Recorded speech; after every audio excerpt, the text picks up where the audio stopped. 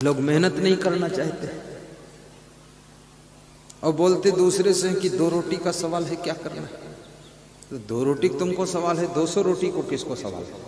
अगर यही बात मुकेश अंबानी सोचते, टाटा बिड़ला सोचते, यही बात महिंद्रा कंपनी वाला सोचता, आनंद महिंद्रा, तो 2 रोटी के लिए फिर थोड़ी कंपनी खोलता, उसको 2 रोटी मिल जाती और उसकी कंपनी न खोलती। टाटा की सॉफ्टवेयर कंपनी, कंप्यूटर सॉफ्टवेयर की कंपनी में 8 लाख लोग सर्विस कर रहा है बेंगलोर में, 8 लाख लोग। अगर वो 2 रोटी की बात सोचता, वो कंपनी न खोलता, तो 8 लोगों के परिवार कहाँ पलते? देश में गरीबी आ जाती। मुकेश अंबानी ने 2 रोटी की बात सोचता और काम ही ना करता, दिमाग ना लड़ाता, तो आज उसके साथ में कम से कम 20-30 लाख लोगों के परिवार पल रहे हैं। याद रखना, अगर कुदरत ने आपको माइंड दिया है, दिल दिमाग दिया है, बुद्धि दिया है, तो इसको इतना प्रयोग करो, इतना प्रयोग करो, इतनी उन्नति करो, इतनी मेहनत करो कि तुम्हारी बुद्धि के फाइनल डिसीजन से कम लाखों लोगों के परिवार पलने चाहिए, तभी तुम मानव कहला सकते हो। साधु बनो तो साधु में भी कस के मेहनत करो, इसमें भी मेहनत की जरूरत। जिस आश्रम में रहो उसको चमकाओ, या जिस मंडली में हो उसको आगे बढ़ाओ। अब जिस मंडली में हो उसी मंडली को बिगाड़ रहे हो, वहीं पर उसी थाल में खाते उसी थाल को फोड़ रहे हो, उसी पत्तल में खाते उसी में छेद कर रहे हो। ये चंडाली क्यों नहीं छोड़ते हो? आश्रम को सत्यानाश क्यों मार रहे हो? आश्रम को खुराफात का केंद्र बना रहे हो? आश्रम में पाठ पूजा भी करो। कितने साधु ने तो पाठ पूजा बंद ही कर दिया है, और पाठ में बैठता है तो खाली बैठा रहता, मुंह से बोलता नहीं, और पाठ खत्म होने के बाद इतनी अंग्रेजी बोलता है कि सबको बेहोश कर देता है। बहुत बेअक्ली का काम करता है। पाठ नहीं करते, पूजा नहीं करते, ये क्यों नहीं करते हो? वहां चुप्पे बैठे क्यों हो? पाठ में ये भक्तों की रोटी खाते क्यों हो? क्यों साधु बने हो? वो बताया था मेरे को, अमेरिका का जगदीश भाई पटेल बोला था, कौन तुमको बोला था साधु बनो? तुम क्यों और राम रहीम वाला कांड हुआ जब, उस समय वो मेरे पास आया मध्य प्रदेश के सत्संग में, जलोदिया ज्ञान में, इंदौर जिले में, छत पे मेरे साथ परिक्रमा कर रहा था। आज जैसे भूपेंद्र भाई और राजन भाई मेरे साथ परिक्रमा करते थे, मैं छत पे चलता हूँ 1 घंटे तक। तो उसकी चर्चा चली, तो बोला ये राम रहीम से कौन बोला था तुम साधु बनो? जब तेरा मन कंट्रोल नहीं तो साधु क्यों बनता है? तू शादी कर, गृहस्थी बना। लेकिन किसी को शायद पता नहीं होगा, राम रहीम गृहस्थ है, उसके पत्नी बच्चे, उसका बेटा ही आश्रम का मैनेजमेंट करता है। ये गृहस्थ लोगों ने झूठ मूठ संत श्री श्री लिख करके संतों को बदनाम किया है।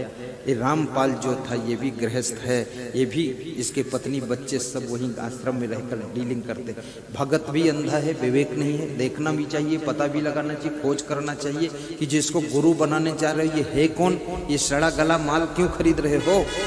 अच्छा गुरु हो, सच्चा गुरु हो, ब्रह्मचारी गुरु हो, वैराग्यवान गुरु हो, साधु गुरु हो, और ये कैसा तुमसे ज्यादा गिरा गुजरा वो भोगी भ्रष्ट गुरु बना बना के बैठे हो।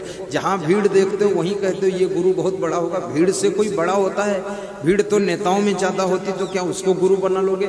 धनवान तो मुकेश अंबानी ज्यादा है, बिल्डिंग ज्यादा, उसको गुरु बना लोगे?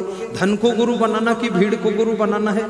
कितने लोग अपनी जाति में गुरु ढूंढते, जाति में तो दामाद ढूंढा जाता है, वहां गुरु कहाँ ढूंढ रहे? तुम जमाई ढूंढ रहे। ये जमाई ढूंढने निकले कि गुरु ढूंढने निकले? जाति पाति का कचड़ा खोद खोद के बैठे वहां। अरे गुरु तो ज्ञान से गुरु होता, कोई जाति से गुरु होता है? जिसमें ज्ञान है वो गुरु होता है। अब ज्ञान की परिभाषा क्या है? जिसमें ज्ञान होगा उसमें पहचान क्या होगी? ज्ञान की पहचान क्या है? कैसे पता चले ज्ञान है?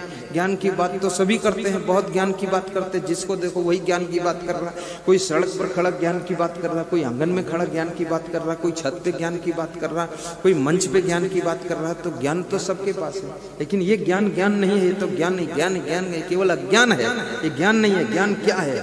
श्रद्धवा लभते ज्ञानम, श्रद्धावान को ज्ञान प्राप्त होता है, और जिसको ज्ञान प्राप्त होता है संयतेन्द्रिय तत्पर, वो कल्याण के कार्य के लिए तत्पर हो जाता है, 1 मिनट देर नहीं करता है, भक्ति के मार्ग पर चल पड़ता है और सत्संग में जुड़ जाता है, और संयतेन्द्रिय, उसकी इंद्रियों के ऊपर उसका संयम हो जाता है, इंद्रियां उसकी बस में हो जाती हैं। ज्ञानी की सबसे बड़ी पहचान है उसकी इंद्रियां बस में होंगी, उसका मन बस में होगा, और उसको ज्ञानी की पहचान यही है कि वो कल्याण के कार्यों में, पाठ करने में, पूजा करने में, गुरु की सेवा करने में और सत्संग करने में, सत्संग कराने में, सत्संग में मदद करने में वो आगे हाथ बढ़ाता है तो समझ लेना वो ज्ञानी है।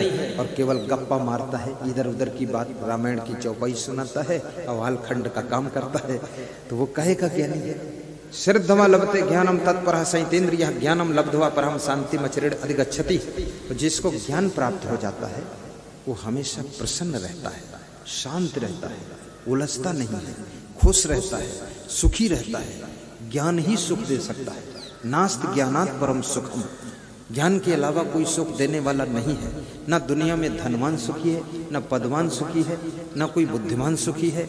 दुनिया में कौन सुखी है? बड़े बड़े मकान वाले सुखी नहीं, सोने की लंका में रहने वाला रावण भी सुखी नहीं हुआ, और राजा भर्तृहरि भी सुखी नहीं हुए, 3-3, 4-4 रानियों को रखने वाले राजा दशरथ भी सुखी नहीं हुए, बड़े बड़े महल बनाने वाले भी सुखी नहीं रह सके। तो सुख है कहाँ? क्या धन में सुख है? नहीं, धन में केवल सुविधा है, धन से सामान मिलता है, धन से शांति नहीं मिलती है। लेकिन धन की जरूरत है। क्यों? क्योंकि आपके शरीर को सामान चाहिए, तो सामान धन से मिलेगा।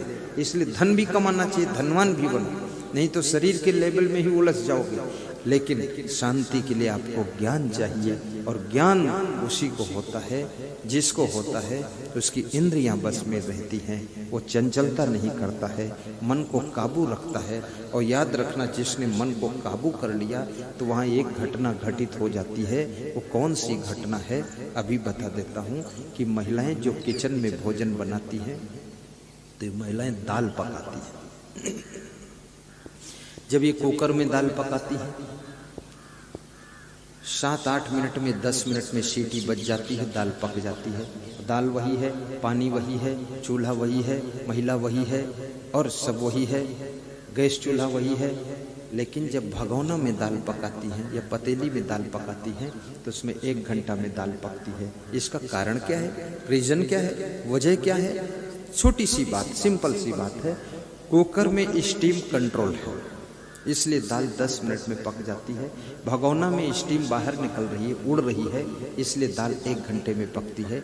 याद रखना, जब तुम अपने मन को कंट्रोल कर लेते हो तो तुम्हारी सुख शांति की दाल 10 मिनट में पक जाती है और सुख शांति तुमको मिल जाती है। और जब मन को कंट्रोल नहीं कर पाते, इधर उधर मन भागता है, तो तुम्हारी दाल तो 100 साल की जिंदगी में भी पकने वाली नहीं है, 100 साल की जिंदगी में शांति मिलने वाली नहीं।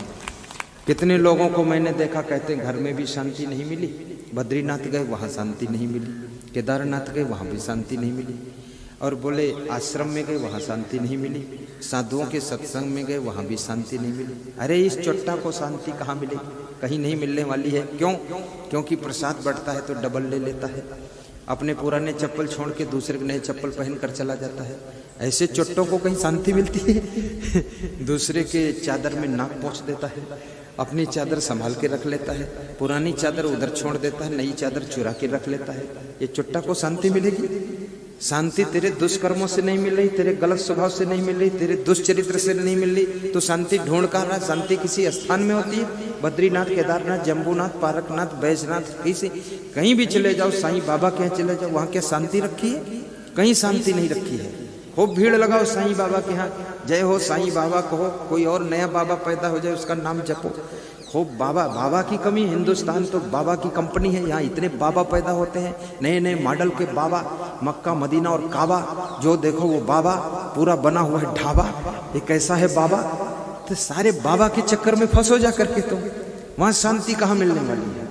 शांति जब मिलेगी, तुम जहां हो, इस करखड़ी के हाई स्कूल में भी शांति मिल सकती है, तुम्हारे घर में भी शांति मिल सकती है, गाड़ी के अंदर भी शांति मिल सकती है, गरीबी में भी शांति मिल सकती है, अमीरी में भी शांति मिल सकती है। और याद रखना, पैसा कम है तो भी शांति मिल सकती, ज्यादा है तो भी शांति मिल सकती, सड़क पर चलते चलते भी शांति मिल सकती है, कम मिल सकती है। शांति तभी मिलेगी जब आपका मन कंट्रोल होगा, इंद्रियां वश में होंगी, ज्ञान आपको पूर्ण होगा, विवेक जागृत होगा, तो शांति की सरिता बहेगी। तुम कहीं रहोगे, शांत रहोगे, प्रसन्न रहोगे।